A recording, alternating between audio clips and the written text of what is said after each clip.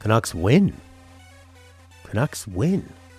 I'm still a little bit in shock, like I was watching this game, compared to 2 days ago when I was jumping out of my chair at the thought of the Canucks pulling ahead in these beautiful goals and the hard work and Tyler Mott. This game I expected the Blues to win. I thought the Blues had found their game, they pushed it to a Game 6, and they were facing elimination, and they had been looking very strong. They'd looked like the better team in most of the games in this series, but this game they did not. The Canucks started incredibly strong. At 10 minutes and 24 seconds left in the period, I noted the Canucks were leading in shots 14-4. First thing I want to get to is that the Canucks had said at one point, we're going to make O'Reilly play defense. And when they had said that, initially I thought, that's just a throwaway line. The O'Reilly line has been dominant, has been taking it to the Canucks. And yeah, of course, you want to make them play defense, but they actually did it. That became a huge part of their game plan. The top line of Horvat, Miller, and Besser neutralized and beat out the O'Reilly line, and the rest of the Blues just crumbled around them. They could not gain any real momentum for most of the game when O'Reilly was not doing his usual dominating shifts. The Blues didn't really get established in the Canucks zone until there was about 7:52 left in that first period.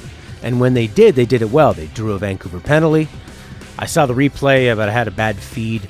Mott got the penalty. It looked like Stetcher had knocked Perron down as Mott was going. It looked pretty bad.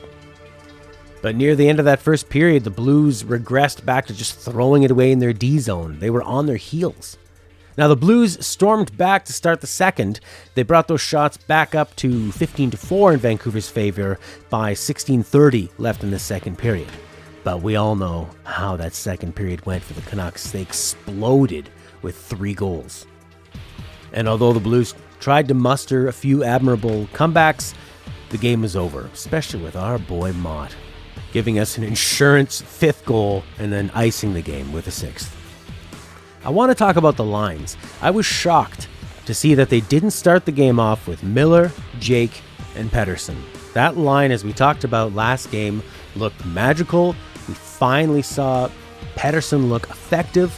Virtanen was hugely effective. They were cycling like crazy.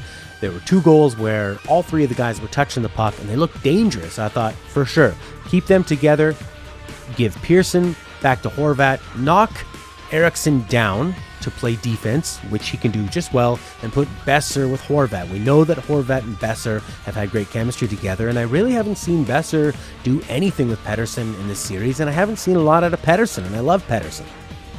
But as the game was going on and the Canucks kept scoring and O'Reilly was neutralized, even though I wasn't getting to see the line I wanted to see, how can I argue? How can I argue with that kind of success? And as I watched, I realized I may not agree with it, but for some reason, when you have Horvat and Miller and Besser together, they were going head-to-head with the O'Reilly line, and I think that Berube saw Horvat and Miller as the top line and stuck with that O'Reilly matchup, and they lost, and that's what lost them this game and the series. Now, Green did start switching it up later on, and the first time Besser was on the ice with Pettersson, they did actually get a few great chances. And after the Blues' first goal in the third period, we finally see Pettersson, Jake, and Miller. They looked really good. Eriksson was down with Sutter on the next shift, and that looked good. Sutter got a shot, and then Petey, Miller, and Jake came right back out. They got another chance on the next shift, and then Pearson was with Horvat and got a chance on the next shift. Blues were putting heavy pressure on Horvat and Pearson in the Canucks defensive zone, and those two worked just fantastic. So Pearson is not a liability. I think you've got to keep him with Horvat and Miller or Besser. But that's the beauty of a guy like Miller and Horvat and Pearson. These guys can move up and down the lineup, and they're still effective. There's no ego on this team. These guys are all playing for each other, no matter who they're on the ice with. Now, how about that first Canucks goal? The Mott line was in deep in the St. Louis zone. They were holding on so strong that they were able to get Beagle on the change, which proved to be very important. A Blues player fell over. There's no penalty. This is where the refs call the game based on momentum, and the Canucks have had so much momentum in that period that there wasn't a BS tripping call. They let them play, and Beagle scored from the slot. And you could see that Bennington looked rattled after that goal. They probably should have taken him out after that second one, like Rudy was saying in the intermission. He looked bad on that goal. He looked rattled, and we would see with 3 more that would be their downfall. Now, in the Canucks' second goal, we had all kinds of Canucks sticks breaking up passes in the neutral zone. There was a bouncing puck, and they were confident to just slap it back into the Blues zone. Virtanen followed after the puck, had a big hit. Roussel was hustling in the Blues zone. Sutter steps in. We see this bouncing puck. Sutter, Roussel, and Gaudette follow this bouncing puck, kind of do a grinder cycle, and bam, Roussel with a big goal.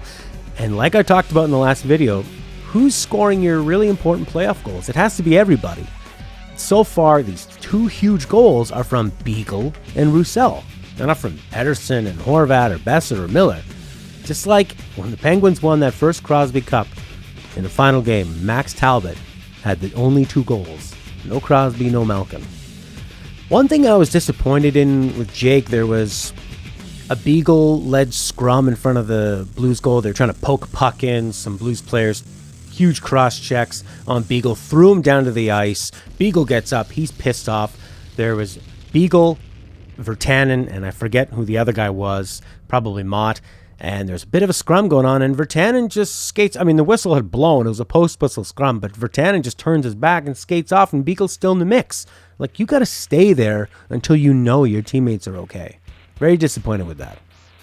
Now, the Troy Stecher goal. Pettersson takes an offensive draw with Miller. Pettersson finally gets some room. The Blues are definitely a little more back on their heels here. He's dingle-dangling, tic-tac-toe, more of like regular season type play, more room to breathe, not just getting instantly knocked over. And when you give Pettersson that little bit of room, he's going to tic-tac-toe, head it out to Stecher. Another bad goal on Bennington, but they all count, and that's what won the game. Now on the power play for Besser's goal, I was immediately excited to see that Miller was no longer on that left side, where I'd noted in the last few videos that he looked pretty awkward. He constantly had his back towards the net, which is fine if you're in front, but he wasn't really finding any room, and they weren't doing anything dangerous there. Now you got Besser there, so you've got his shot on one side. You've got Hughes on the point. He can shoot out there. He scored from out there. And then Pettersson with his I want to be Ovechkin one time on the other side. With Horvat causing havoc in the front, he's got quick hands, he's a big guy, he's a tough guy. And now you have Miller behind the net, who is a far better playmaker than Besser, obviously. He's like quicker, he's more versatile. Now he can start feeding that puck out to Pettersson. So you've got this nice little diamond of Miller and Hughes on 2 points, and then you've got the 2 shooters, Besser and Pettersson, on the others, with Horvat in the middle. Seemed to work a lot better. Obviously it did. Another power play goal for the Canucks, and Bennington not looking good there either. Have I been calling him Bennington? It's Bennington. Who cares? How about that second period ending pin by the Blues? Now the Canucks have been taking their foot off the gas, and the Blues are pushing real hard. The Sutter line already had 2 offensive rushes. They were on the ice for 90 seconds, 2 rushes, and that means rushing all the way back for defense, rushing back for offense, rushing back for defense.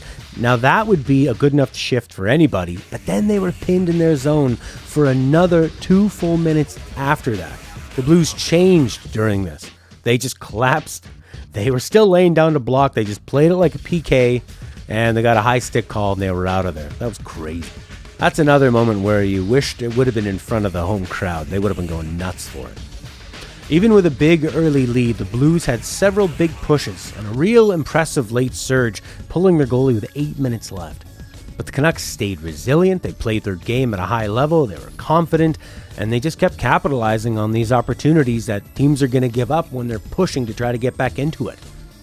Green coached a hell of a series. He was reactive. The team was confident. They showed heart against a Blues team that for a lot of this series was bullying them into the ground, and they would have had multiple excuses to give up and say, this was a great learning experience, let's try again next year. But they didn't. And now we get to see the Canucks in round 2 of the Stanley Cup playoffs against the Vegas Golden Knights, and what a series that's going to be. Let me know your thoughts.